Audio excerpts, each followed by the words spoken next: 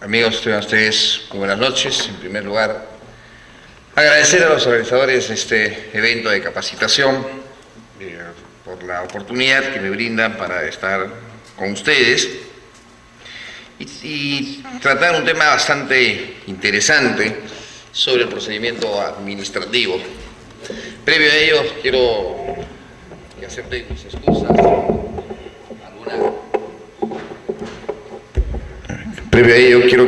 excusas. Por alguna pequeña demora. Medio complicado es el día de hoy, viernes, previo al Día del Padre. La gente de la administración pública o el sector privado están celebrando y hacen que las calles las tengamos un poco congestionadas más de lo normal.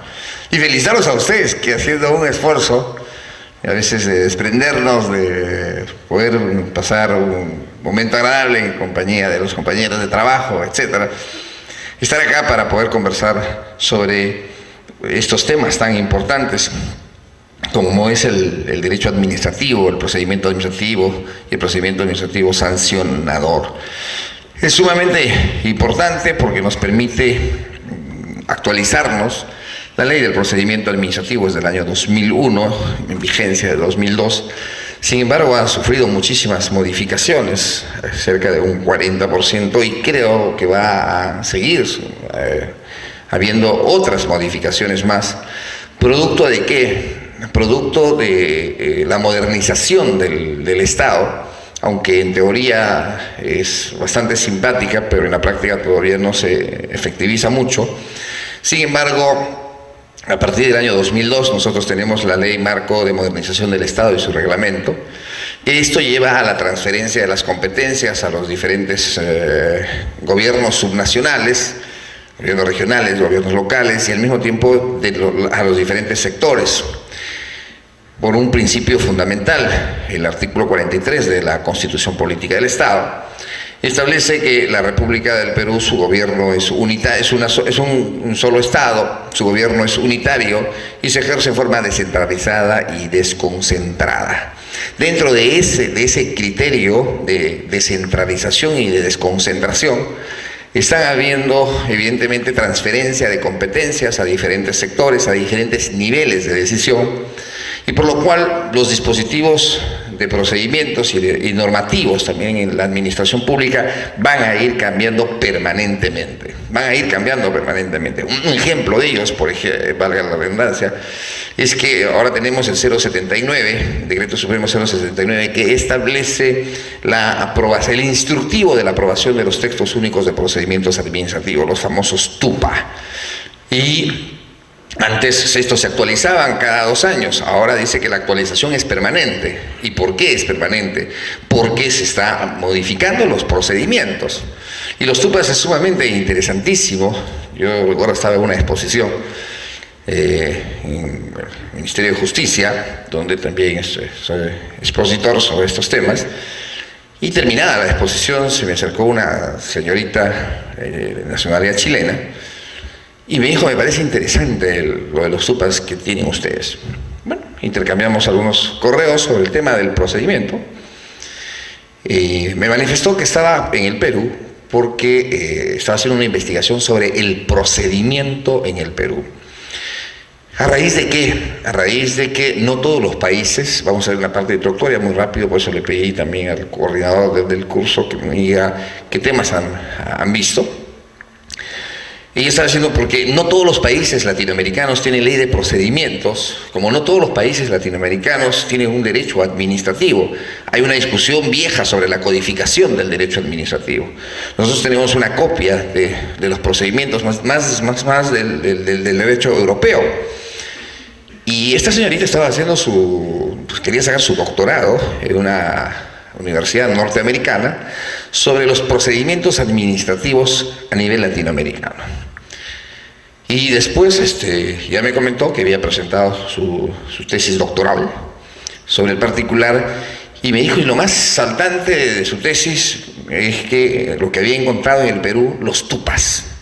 Me dice, no lo tiene ningún país, porque es una facultad que tiene la administración pública de aprobar su propio procedimiento dentro del marco de la ley. Y eso es interesantísimo.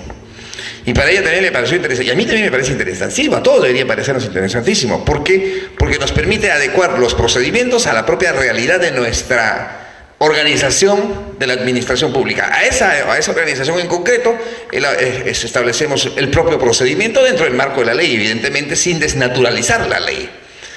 Y mi hijo me parece sumamente interesante y es el tronco de mi tesis. Dije, me parece muy bien. Pero después me puse a pensar, esta señorita es chilena y de repente va a regresar después a su país y lo va a patentar. Los chilenos nos roban todo, todas las ideas nos roban. Pero fíjense lo importante de esta innovación que nosotros tenemos en nuestro país. Tenemos que los textos únicos de procedimientos nos permite tener un procedimiento para cada una de nuestras instituciones. Esto no significa la desnaturalización de la ley. Por eso vamos a hacer rápidamente una pequeña introducción, porque hoy día han venido grandes maestros sobre el particular, pero hoy día tenemos que ver la revisión de los actos administrativos. Pasemos, por favor. ¿Qué tenemos como antecedentes? Ustedes recordarán la primera norma que tuvimos del procedimiento administrativo, paréntesis, también le manifesté al señor coordinador lo siguiente: en las diapositivas que yo he traído está todo el procedimiento, por lo cual hoy recién las he traído, las he pasado también hoy día, por lo cual en los próximos días podrán tener a disposición estas diapositivas donde está toditito el procedimiento. Entonces, ¿qué es lo que nosotros tuvimos como nuestra primera norma? Ustedes recordarán que tuvimos el 006 del año 67, que fue la primera norma, el Reglamento de Normas Generales de Procedimientos Administrativos. Fue la primera norma donde el plazo era 60 días, y 60 días calendarios de duración del procedimiento administrativo. Pasemos, por favor. Después se dicta la Ley de Simplificación Administrativa, la 25035 de 1989. En esta ley, regresemos un momento, por favor. En esta ley no se hablaba, por ejemplo, del silencio administrativo. Pasemos, por favor. En el reglamento ya se empieza a hablar del silencio administrativo, pero a los 60 días, 30 días negativo y 30 días positivo. ¿Correcto? Y regresemos un ratito, por favor. En el reglamento de la Ley de Simplificación Administrativa, el Decreto Supremo 070, que de alguna manera también estaba suelto. Pasemos, por favor. Y de ahí tenemos la Ley Marco de Crecimiento de la Inversión Privada, que todavía está vigente, que en el Decreto Legislativo 757, que es la que incorpora los TUPAS, los textos únicos de procedimientos administrativos. Hoy día los TUPAS han sido sacados también de este dispositivo legal, desde 1991. Pasemos, por favor. La Ley Generales de Procedimientos Administrativos, elevada categoría de la ley, la 26111 de 1992. Pasemos, por favor. El texto único ordenado de la Ley de Normas Generales de Procedimiento Administrativo, el Decreto Supremo 002-94-JUS. Ahí en el artículo 43 del 002 encontrábamos la nulidad del acto administrativo. Se recordarán que era una nulidad absoluta. Todo acto administrativo que adolecía de alguna nulidad se caía. Y ahí ya se incorpora de alguna manera el silencio administrativo positivo. Pasemos, por favor. En otras legislaciones, pasemos, por favor. Chile no tiene ley de procedimientos administrativos. Bolivia no tiene ley del procedimiento administrativo. Brasil tiene desde 1999. Pasemos, por favor. Ecuador tiene desde 1999. Portugal tiene desde 1977. En Europa, la mayor parte de los países tiene la ley del procedimiento administrativo. Pasemos, por favor. La ley del procedimiento administrativo general y sus modificatorias. ¿Por qué se dictó esta ley? Esta ley se dictó con el ánimo de unificar todas las leyes que andaban sueltas. Es verdad que hay procedimientos que se rigen por sus propios dispositivos, el procedimiento de ejecución coactiva, los procedimientos que se rigen por el propio Código Tributario, y los otros procedimientos, los procedimientos concursales, los procedimientos que se siguen ante el INDECOPI, etc., se rigen por sus propios dispositivos. Pero el objetivo de cuando se emite la 2744 era unificar los procedimientos. El día de hoy ya se han dictado otros dispositivos fuera de la ley del procedimiento administrativo. La ley marco de licencia de funcionamiento, por ejemplo, la ley del silencio administrativo, que se conoce como silencio administrativo y muchos pensamos que es de la aprobación automática y no. Ya la aprobación automática está en la ley de procedimientos administrativos, más bien esta es la de calificación previa, pero a los 30 días se adquiere el derecho al silencio administrativo positivo, salvo que esté establecida en la norma o en el TUPA que es negativo. La ley dice también en qué casos es negativo. Entonces, creo que en algún momento vamos a tener que incorporar todos estos dispositivos, que es el 079, que habla pues de la aprobación de los TUPAs. Estos dispositivos legales que están sueltos, vamos a tenerlos que incorporar. Vamos a tenerlos que incorporar porque evidentemente lo que se busca es una sola norma para que no haya una confusión dentro de la administración pública. Pasemos, por favor. Ahí tenemos la ley marco de licencia de funcionamiento, la 28.976, pasemos, por favor. La ley que modifica pues, sobre la publicación en los diversos dispositivos legales, pasemos, por favor. La ley del silencio, la 29.060, pasemos, por favor. Y el 004 que establece la publicación de diversos dispositivos en el portal del Estado, pasemos, por favor. Los lineamientos para la aprobación de los TUPAs, el 079. Fíjense, todos estos dispositivos tenemos que incorporarlo a la 27.444. ¿En algún momento vamos a tener que hacer un tubo? Sí, pues en algún momento vamos a tener que hacer un tubo. ¿Es el momento? Yo no creo, porque tiene que modificarse muchos aspectos más de la ley del procedimiento. Pasemos, por favor. La ley del procedimiento administrativo general. Pasemos, por favor. Ahí tenemos una diapositiva que probablemente ustedes no la pueden ver. No quiero invadir esferas que ya han sido tratadas, pero sin embargo quiero hacer una pequeña explicación. Cuando nosotros estudiamos el derecho administrativo, ¿qué estudia el derecho administrativo? El derecho administrativo estudia la estructura del Estado. ¿Correcto? En la Argentina, por ejemplo, se conoce como el derecho público. Y ahí viene esta discusión pues, de la codificación del derecho administrativo, de la codificación del derecho público.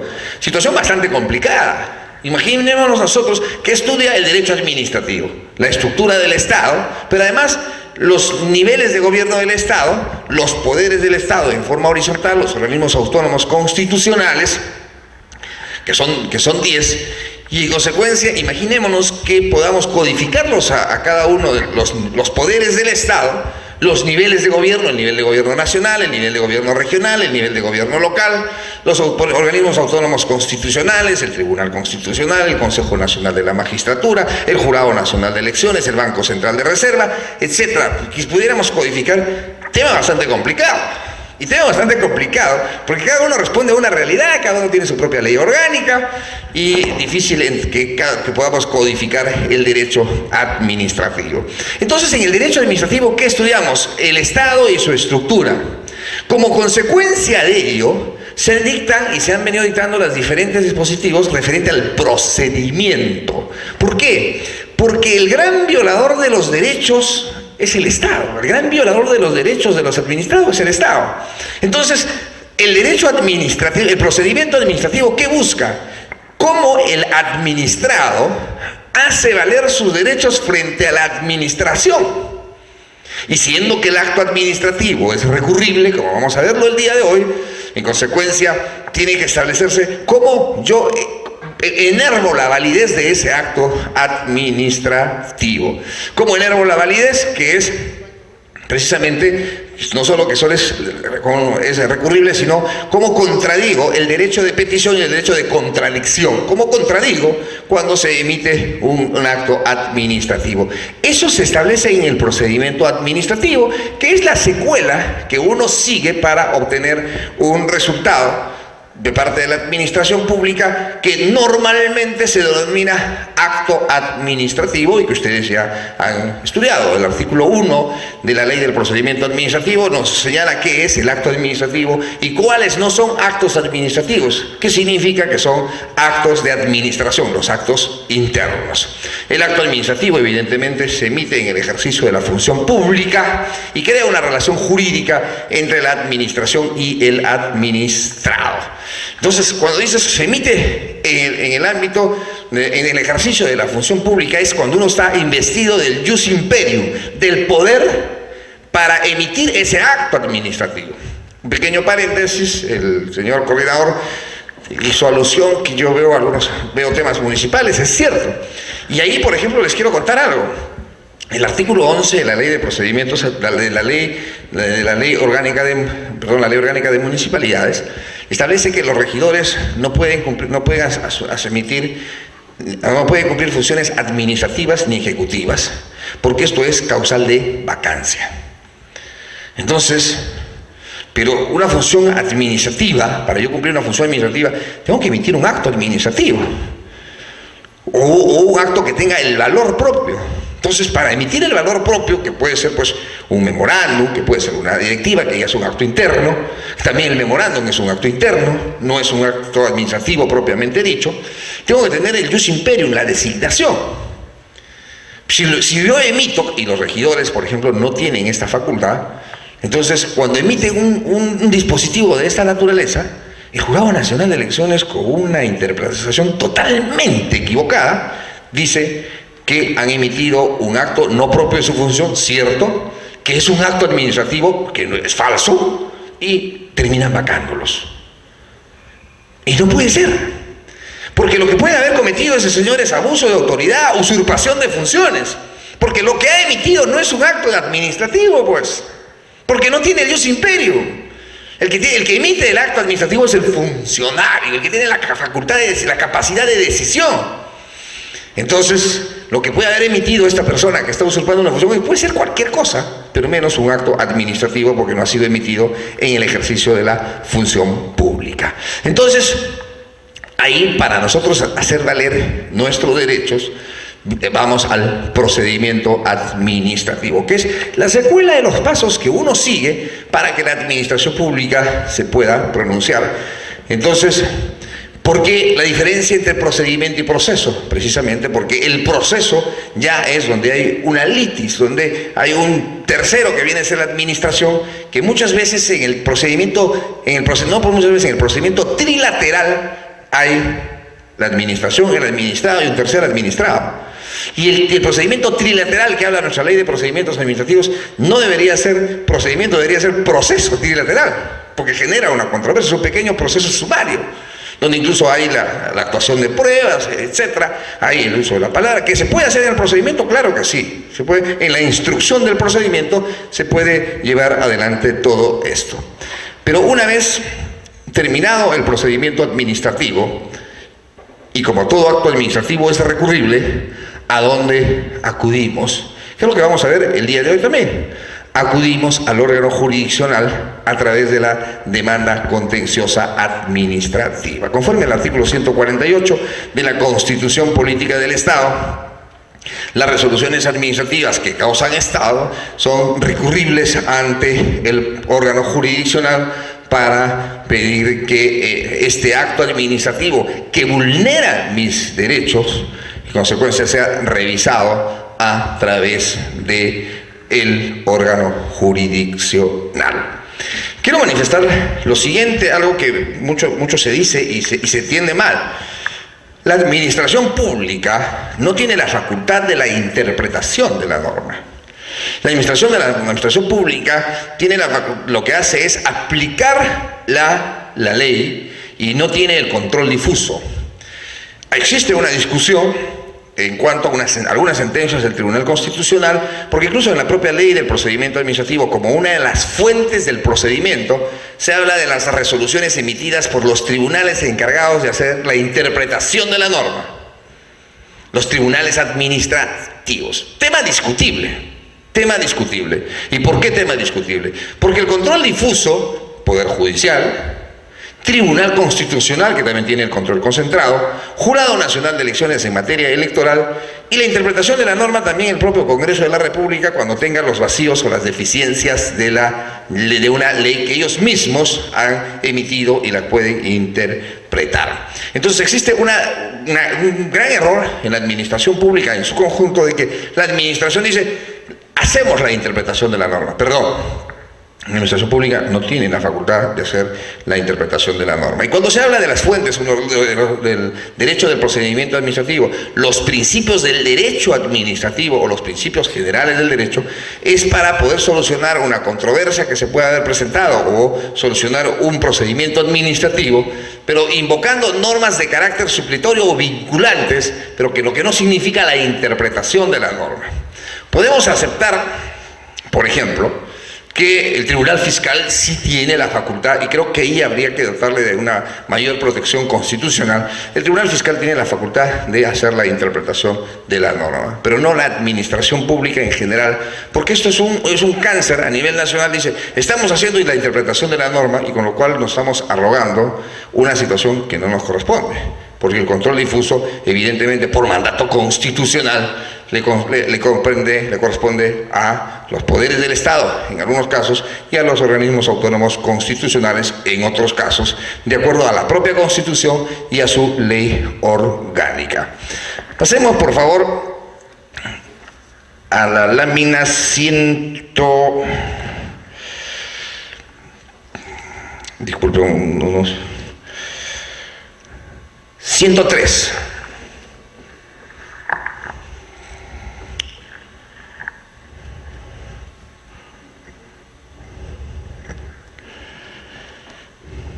Vamos a ver la revisión, vamos a ver.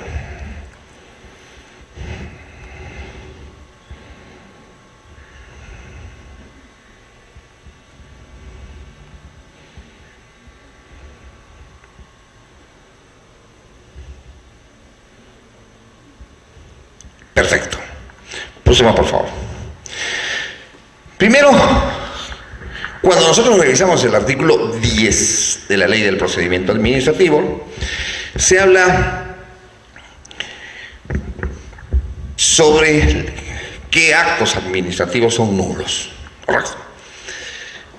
Esta es una innovación importantísima porque, si bien es cierto, en el artículo 43 del 002 se establecía las causales de nulidad del acto administrativo, esa era la premisa general.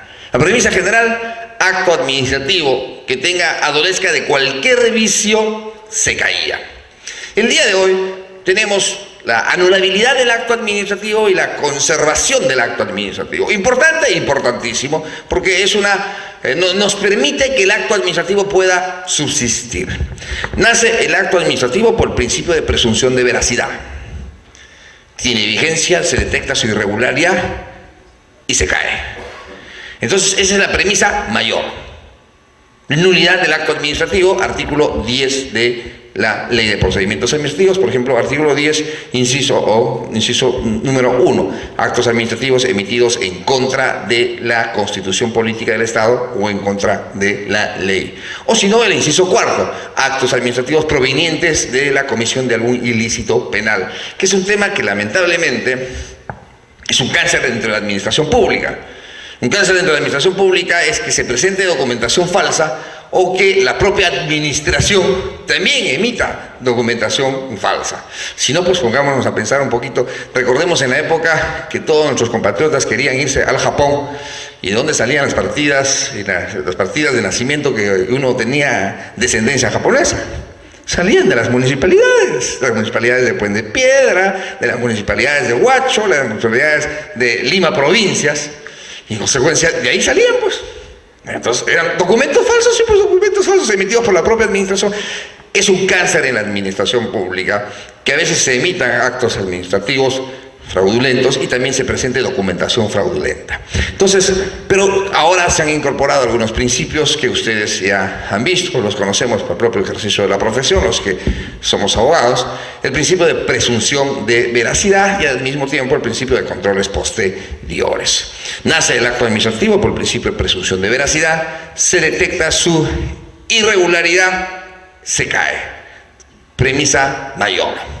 Pero al mismo tiempo nace el acto administrativo por el principio de presunción de veracidad, se detecta su irregularidad, se declara la nulidad del acto administrativo, se cae, pero su nulidad tiene efectos a futuro para hacer valer el derecho de terceros que pudieran haber adquirido algún beneficio a la vigencia de este acto administrativo. Se conoce como la anulabilidad del acto administrativo. Se cae el acto administrativo, pero el momento que se cae el acto administrativo, subsiste todavía el derecho de terceros que pueden haber adquirido un derecho frente a ese acto administrativo ilegal. Ejemplo, en el distrito de Santiago de Surco se emitió un decreto de alcaldía por delegación de la Municipalidad Metropolitana de Lima para regular el otorgamiento de las licencias de construcción, donde estaba establecida la zonificación, los índices de uso y los parámetros. Pero trastocaba el decreto de alcaldía la ordenanza 1049. Trastocaba totalmente la ordenanza metropolitana y nadie decía nada. Con ese decreto de alcaldía, algunos vecinos, no sé si sabiendo o no sabiendo, obtuvieron licencias de construcción en una zona donde no se podría construir más de 10 pisos. Ahí tenemos las famosas torres que se han construido y es un conflicto en Santiago de Surco. La nueva administración viene, nos hacen una consulta y le dijimos, evidentemente, el decreto de alcaldía es ilegal. Va en contra de la ordenanza. La ordenanza no es una ley, pero tiene rango de ley conforme al artículo 200, inciso cuarto de la Constitución Política del Estado, para enervar su validez ante el Tribunal Constitucional. Tiene que modificarla. Muy bien, lo modificaron, pero en ese lapso que estuvo vigente el decreto de alcaldía, se editaron cientos de licencias de construcción. Y otros ya tenían conformidad de obra y ya las propiedades habían sido vendidas y todo lo demás. Y la pregunta también que nos hicieron es, ¿podemos demoler lo que está construido? Ya no. Ya no, porque ese vecino, ese inversionista, quien fuese, esa persona adquirió un derecho cuando estuvo vigente ese dispositivo ilegal, sí, pues estuvo vigente y él no tiene la culpa, el administrado, los errores de la administración. O sea, no tiene por qué perjudicarse el administrado por los errores de la administración. Este es un criterio sumamente interesante, porque hoy en día, por ejemplo, la ley del silencio castiga la ineficiencia de la administración pública. Y nuestras leyes de procedimientos anteriores, los dispositivos sobre el procedimiento anteriores, que nos castigaban a nosotros los administrados. 30 días silencio administrativo negativo, 30 días negativo. ¿Y dónde teníamos que ir? Al Poder Judicial. O sea, la ineficiencia, la negligencia, o algún funcionario se me prendía y negativo, y le hablaba a su pata de más arriba, también negativo, y me tenía que ir al Poder Judicial. Hoy día, con la ley del silencio, 30 días positivo, y encima no puedo quejar al funcionario ante el superior jerárquico y ante la OSI. Puedo quejar al funcionario, obtengo un derecho a los 30 días por la ineficiencia de la norma. Entonces la norma hoy día protege al administrado, cuanto antes no sucedía eso. ¿Y qué es lo que también tenemos? Es la conservación del acto administrativo. Nace el acto administrativo por el principio de presunción de veracidad. Se detecta su irregularidad por vicios no trascendentes, se convalida la irregularidad y el acto administrativo sigue teniendo vigencia. ¿Para qué? Para no perjudicar precisamente no solo a terceros administrados, sino al propio administrado que haya podido obtener algún derecho en base a ese procedimiento de carácter irregular que se puede vulnerar su vigencia, pero que al mismo tiempo se puede convalidar. Una de las características, por ejemplo, de una irregularidad que puede ser convalidada es la insuficiencia de la motivación del acto administrativo. Un acto administrativo muy típico es un decreto o una resolución. ¿Qué es lo que tenemos en una resolución? En una resolución tenemos vistos, que es muy chico, vista la solicitud presentada por don Nicanor Flores, en la cual solicita se le incorpore al régimen pensionario de la ley 2530. Considerando, la parte considerativa es el roble del acto administrativo, es la parte robusta del acto administrativo, considerando que De acuerdo a la solicitud presentada por el recurrente, se ha solicitado el informe del área del personal, en la cual es emitido mediante el número tanto y señala que ingresó a trabajar a la administración pública con fecha tal, que estando lo establecido en la ley de bases de la carrera, etc. Entonces, vamos desarrollando los hechos con el derecho para terminar en la parte resolutiva, que es muy pequeña.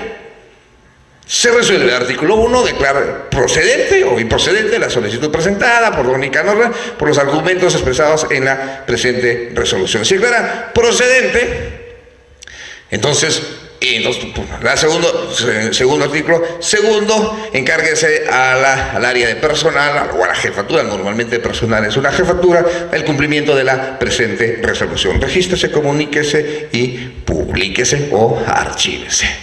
En consecuencia, la columna vertebral del acto administrativo es la parte considerativa. Porque cuando yo voy a hacer valer lo que vamos a estudiar en unos minutos más, todos vamos a estudiar, porque yo creo que la vida es un constante aprendizaje. Y todos aprendemos de todo siempre, de todas las personas, desde la persona más humilde hasta la persona más encumbrada. Aquel que dice que lo sabe todo es Dios. Y aquel que se cansó de aprender, y hasta de más. Todos los días nosotros aprendemos de todos, de todos.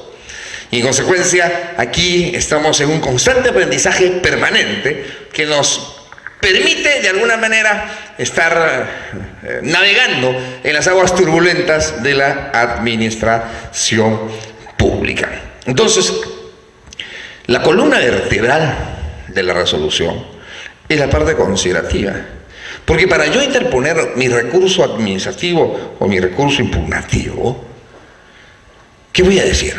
Vengo a interponer la resolución número tanto, a interponer recurso de reconsideración contra la resolución número tanto, declara improcedente mi solicitud presentada con fecha tal, la cual no la encuentro arreglada a ley y a derecho por los siguientes fundamentos que paso a exponer. Entonces, ¿qué es lo que tengo que destruir ahí? La parte considerativa.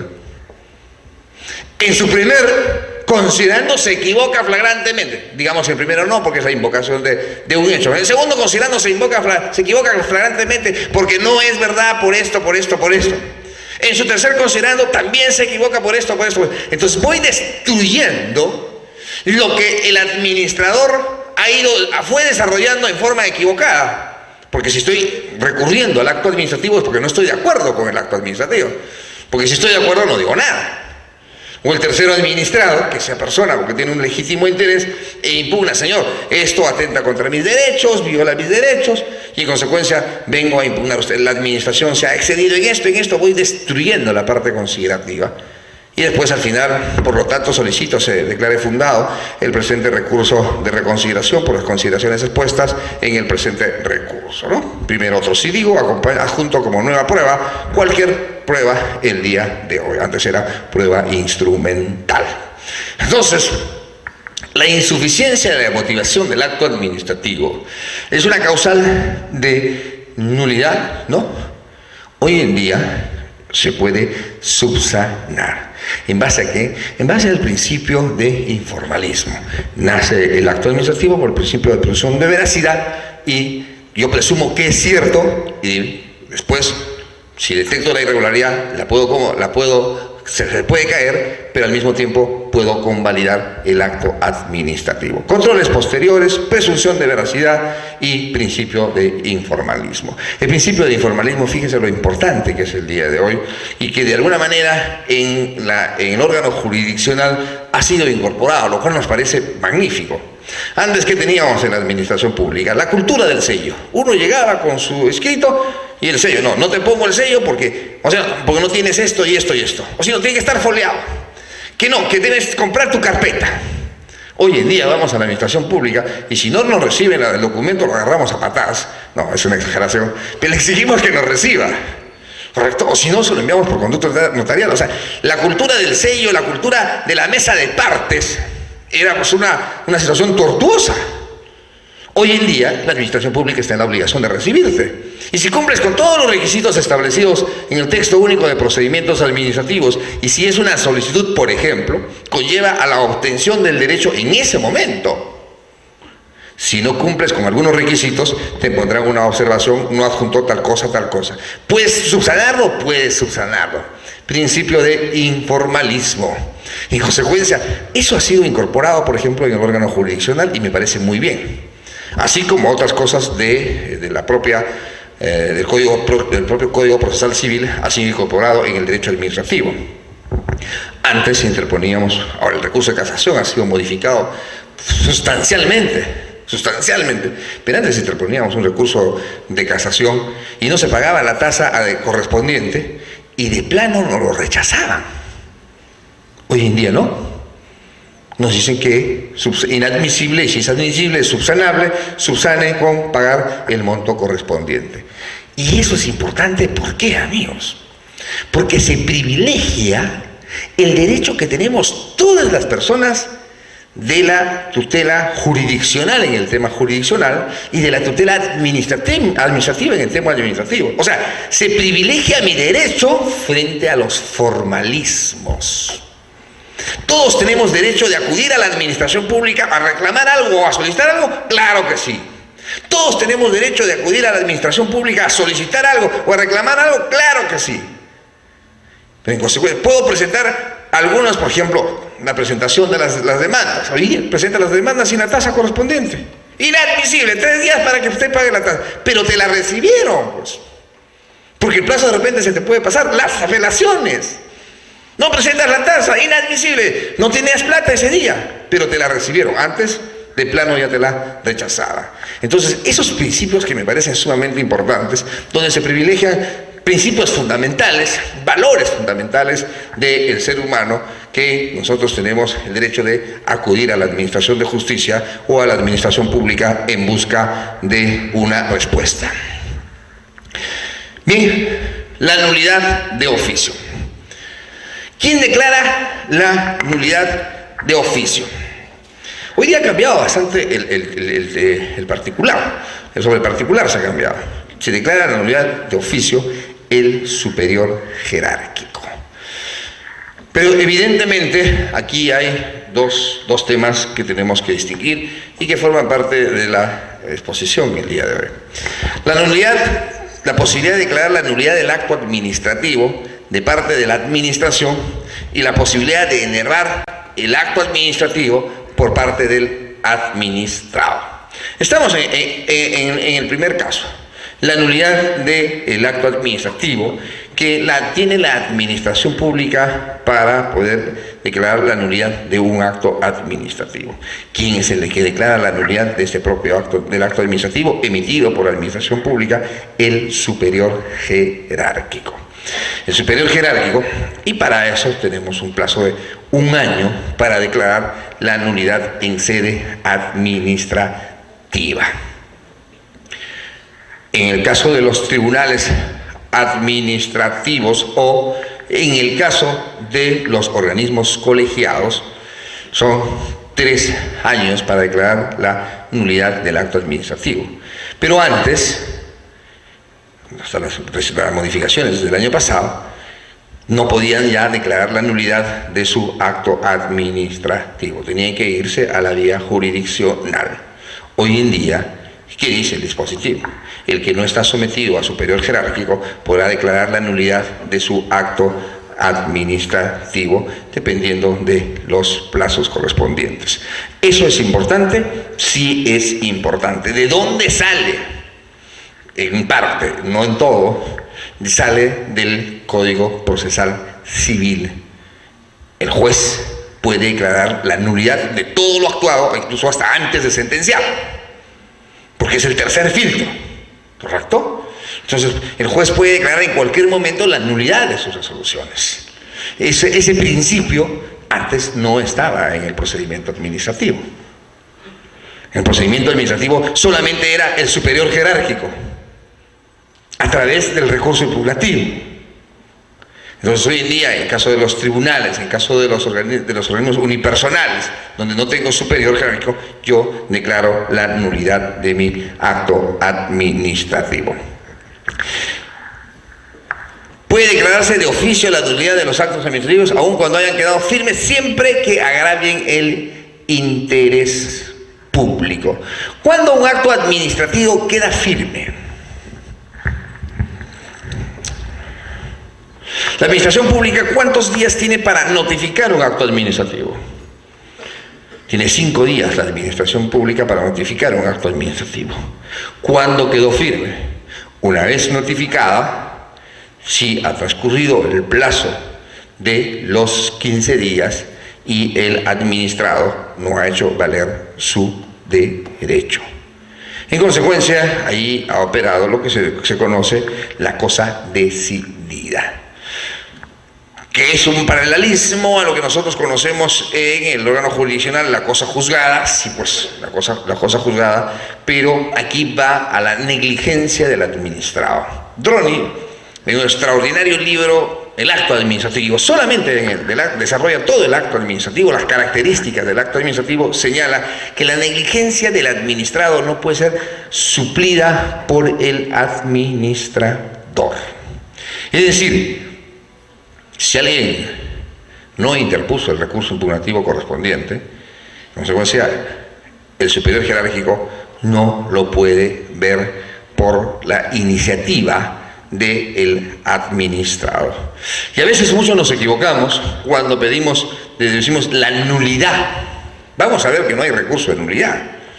Entonces, pasemos por favor. La nulidad de oficio solo puede ser declarada por el funcionario jerárquico superior al que expidió el acto que invalida. La nulidad no es un recurso. Los recursos, dentro de la facultad de contradecir los actos administrativos, son un privilegio del administrado. La nulidad es una atribución de la administración. Pero una atribución de la administración que la puede declarar incluso cuando el acto ha quedado firme. ¿Cuándo ha quedado firme? Cuando el administrador no ha hecho valer su derecho. Al no haber hecho valer su derecho dentro del tiempo de ley, en consecuencia, la administración tiene el plazo de 1 año. ¿Qué es lo que sucede? Normalmente, esto sucede mucho cuando las autoridades cambian. Viene una autoridad y se encuentra con determinados actos administrativos que no le parece. Y evidentemente el superior jerárquico tiene el plazo de 1 año para declarar la nulidad del acto administrativo. Si se trata de un acto emitido por una autoridad que no está sometida a subordinación jerárquica, la nulidad se declara por la resolución del mismo funcionario. Esto es importante porque evidentemente evita que para enervar la validez del propio acto administrativo me tenga que ir hasta el órgano jurisdiccional a través de una demanda contenciosa administrativa. Antes utilizábamos mucho el amparo. Hoy en día ya el Tribunal Constitucional, el propio Código Procesal Constitucional han establecido que el amparo es residual y solamente se interpone por la violación de algunos principios constitucionales debidamente establecidos en la Constitución Política del Estado. Pero si hay de por medio un acto administrativo, en consecuencia lo que corresponde es la demanda contenciosa administrativa. Por ello ustedes, y los que pueden ser abogados, pueden haberse dado cuenta con mucha facilidad que los juzgados contenciosos administrativos hoy día están llenos de demandas. Han duplicado el número de juzgados. ¿Por qué? Por lo que dijimos al comienzo. La administración pública es la gran violadora de los derechos del ciudadano. Y en consecuencia, el ciudadano ¿a dónde ahora está acudiendo? A los juzgados contenciosos administrativos. ¿A qué? A enervar la validez de ese acto administrativo. Los juzgados que nuevamente están volviendo a nacer, los juzgados de derecho público, en la época de Fujimori había los juzgados de derecho público y la sala de derecho público, que una sala nacional, que una cosa espantosa, porque teníamos que pasar todos por ese filtro y de acuerdo al capricho de la sala. Entonces, los juzgados de derecho público más bien han disminuido. Yo no digo que no exista hoy día, pero ha disminuido su carga procesal por efectos de procedimientos administrativos. Claro está, pues si me recortan mi derecho, pues un derecho fundamental, por ejemplo, a la actuación de las pruebas, al derecho de defensa, a la pluralidad de instancias, garantías constitucionales, principios constitucionalizados. en la propia Constitución Política del Estado, y que está en el artículo 139 de las garantías de la administración de justicia, y el Tribunal Constitucional ya ha referido en sendas jurisprudencia que estos principios no solamente son un privilegio de la administración de justicia, sino son también aplicables a todo tipo de procedimientos, incluyendo los procedimientos de la administración pública. Evidentemente estos principios tienen prevalencia constitucional y no solamente son para el órgano jurisdiccional que establece en el artículo 139 de la Carta Magna. Uno de los principios estos fundamentales, el debido procedimiento. En la Carta Magna lo encontramos con el debido proceso, que hoy en día ya no es solamente la secuela de pasos que hay que seguir. Hoy en día se ha abierto un gran abanico desde la propia interpretación que ha hecho la Corte de San José de Costa Rica, que es la debida valoración de las pruebas, la motivación, el derecho de defensa, la razonabilidad, la proporcionalidad, es decir, la serie de principios fundamentales que garanticen que el procedimiento o el proceso sea el correcto ante el justiciable o frente al administrado. Entonces son principios que evidentemente traen consigo de que se evite que la administración pública pueda violar los derechos de los administrados o de las personas. Pasemos, por favor. Además de declarar la nulidad, la autoridad podrá resolver sobre el fondo del asunto de contarse con los elementos suficientes para ello. Aquí hay un tema que no es de revisión, uno todo lo actuado y vuélvase al momento de la presentación, sino puedo resolver si hay los elementos suficientes para resolver todo lo que se ha actuado, y en consecuencia me permite a nosotros ver que si la autoridad está en la facultad y la posibilidad de resolver no solamente sobre el vicio en que se hubiera incurrido en el procedimiento administrativo, sino también el poder resolver sobre el fondo del asunto. En este caso extremo solo podrá ser objeto de reconsideración. Vamos a ver más adelante los recursos impugnativos. Pasemos, por favor. Cuando no sea posible pronunciarse sobre el fondo del asunto, se dispondrá la reposición del procedimiento al momento que el vicio se produjo. ¿Qué es la reposición? Esto también ha sido sacado del Código Procesal Civil. Entonces, si hay un vicio que afecta el procedimiento, lo que hago es retrotraerlo hasta el momento que se cometió el vicio. Y cuando se retrotraigo, evidentemente los plazos, en este caso, se suspenden hasta un término de 25 días para que la administración pública pueda pronunciarse. No olvidemos lo siguiente, que hoy en día el procedimiento administrativo dura 30 días. El procedimiento administrativo tiene dos formas de inicio, como ya ustedes deben conocer: de oficio o a pedido de parte. De oficio, cuando la administración pública detecta una irregularidad, producto de muchas circunstancias que se pueden presentar o por las propias facultades que tiene la administración pública, inicia un procedimiento de oficio. A solicitud de parte, cuando se presenta el documento correspondiente en la mesa de partes. De ahí tiene que pasar los 30 días, evidentemente, para que la administración pública pueda resolver.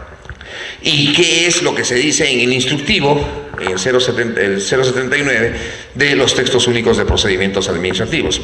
Que es que precisamente en él se tiene que consignar el tiempo que se va a demorar la tramitación del expediente en cada una de las gerencias, subgerencias o jefaturas dentro de la administración pública. Ese informe, si bien es cierto, se requiere ahí el informe legal y el informe técnico. El informe legal está basado fundamentalmente en la base jurídica que sustenta el procedimiento para seguir adelante.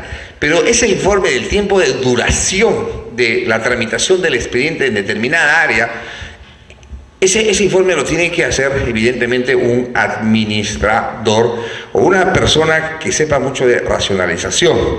Y si es para también establecer los costos de la tramitación que establecen los TUPAS en muchos casos, eso tiene que hacerlo un economista, porque incluso en el 079 se habla de la depreciación del inmueble. Se habla del tiempo que le toca disponer al funcionario para que pueda resolver ese expediente. Esa cuantificación no es un tema sencillo, razón por la cual muchas entidades de la administración pública hasta el día de hoy no han cumplido con aprobar sus textos únicos de procedimientos administrativos, ni tampoco está colgado en la página web de la PCM, ni mucho menos se ha cumplido con la aprobación por parte de la PCM. Pero ahí no hay nadie que exija que la administración pública cumpla con emitir sus textos únicos de procedimientos administrativos. Claro está que si no está consignado en los TUPAS, silencio administrativo positivo, pasado el tiempo. Pero evidentemente, yo creo que ahí la Defensoría del Pueblo tiene que cumplir un rol importantísimo, pues. Para eso creamos la Defensoría del Pueblo. Porque en el juicio el Ministerio Público defiende a la sociedad. La Defensoría del Pueblo tiene un rol fundamental de defender al ciudadano, que se siente desprotegido frente al avasallamiento de la parte de la administración. Y si la administración pública no establece los procedimientos, no establece los plazos, no establece cuál es el camino que va a seguir un expediente que presento, a dónde va a llegar, cuántos días se tiene que demorar en determinada área, evidentemente eso es un problema serio. Claro está que la administración pública tiene que entrar a una etapa de modernización y esto significa que el gobierno central tiene que hacer una inversión sobre el particular. Porque hoy en día, en la época de la informática, en época que los chicos ya están en la escuela, en primaria, están aprendiendo la computación y saben más que uno de repente, no podemos estar ¿dónde estará el expediente? O que se ha perdido el expediente. Porque una vez que ingresó el expediente, debe entrar a la base de datos y el vecino o el administrado va a averiguar dónde está el expediente, está en la gerencia tal. Y entonces cuando ingresa su expediente, le ponen el mismo número y con la hoja de ruta va el escrito que ha ingresado y lo dejan en el área correspondiente. Lo que no sucede en muchas instituciones públicas. ¿Qué pasa? Cuando uno ingresa un escrito, le ponen otro número. Y ingresa el siguiente escrito, le ponen otro número. E ingresa el tercer escrito y le ponen otro número. Y al final, cada escrito está yendo por su lado. Si es la unidad de procedimiento, es un solo procedimiento. Entonces ahí la administración pública está fallando. Falta de una verdadera implementación en lo que es el tema de la informática, el tema de la cibernética, para que la administración pública sea eficiente. ¿Qué es lo que busca el administrado de la administración pública? Eficiencia, prontitud, celeridad. Uno va a la administración pública en busca de una respuesta, en busca de una solución. Y a veces nos encontramos que la administración pública nos causa más problemas de los que cuando llegamos a la puerta de la administración pública. Entonces, eso no debería ser. Por eso se han establecido lo que son las barreras burocráticas para que el INDECOPI, en algo que yo discrepo por principio, pero nos sirve, por lo menos, que el INDECOPI, a través de la propia ley del procedimiento administrativo, pueda calificar lo que son barreras burocráticas. Discrepo de principio porque el INDECOPI es un organismo desconcentrado, que no tiene autonomía originaria, que nace de la Constitución, pero que sin embargo nos sirve de mucho. Nos sirve mucho para que el administrado, frente a una indefensión, frente a un avallazamiento de parte de la administración pública, pueda acudir a INDECOPI a través de una queja y lo califique como una barrera burocrática en aquellos temas que piden documentos en exceso, documentos no necesarios, documentos que no tienen trascendencia. Hay casos incluso en que la administración pública te pide el mismo documento que ha sido generado por ellos y dicen que no lo encuentran o por razones X, que entonces son situaciones que todavía vienen de este tema que no se le pone mucho punche a mejorar la calidad de la gestión en la administración pública. No es problema de las personas que trabajan en la administración pública, valorando su esfuerzo que ellos hacen.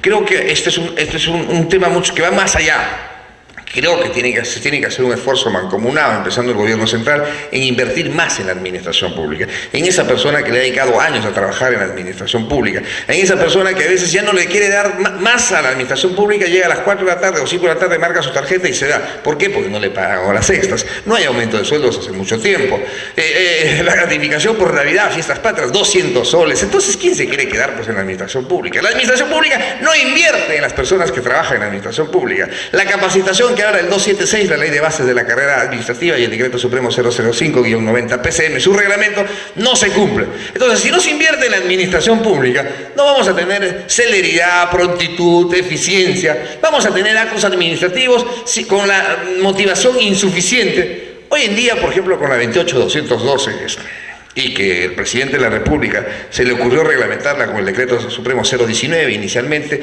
y después el decreto de urgencia 019 y después el decreto de urgencia 038, lo que único que se está alentando en la administración pública es la ineficiencia, y que la gente que es o se considera preparada o es preparada haya fugado al sector privado, porque no es atractivo por los sueldos de la administración pública. Y el propio presidente se ha pisado la cola. ¿Cómo? Queriendo aumentarle a sus ministros y no ha podido. Y no ha podido porque él mismo puso el techo, pues. Y al poner él mismo el techo, yo gano 15.000 soles, no le puedes pagar más. Ahora hay el reglamento de los funcionarios altamente capacitados, pero vamos a ver si eso funciona. Él mismo se puso el techo y mismo se ha pisado la cola. No hay estímulos para la administración pública, pues. Entonces tenemos un gran problema. Si queremos una administración pública eficiente, si le queremos exigir productividad al funcionario, al servidor, en consecuencia, la administración pública también tiene que ser atractiva. Y con el respeto que se merece el presidente de la República, él se equivoca flagrantemente, ya no lo dice en los últimos tiempos, que los mejores alumnos de las universidades irán a trabajar a la administración pública.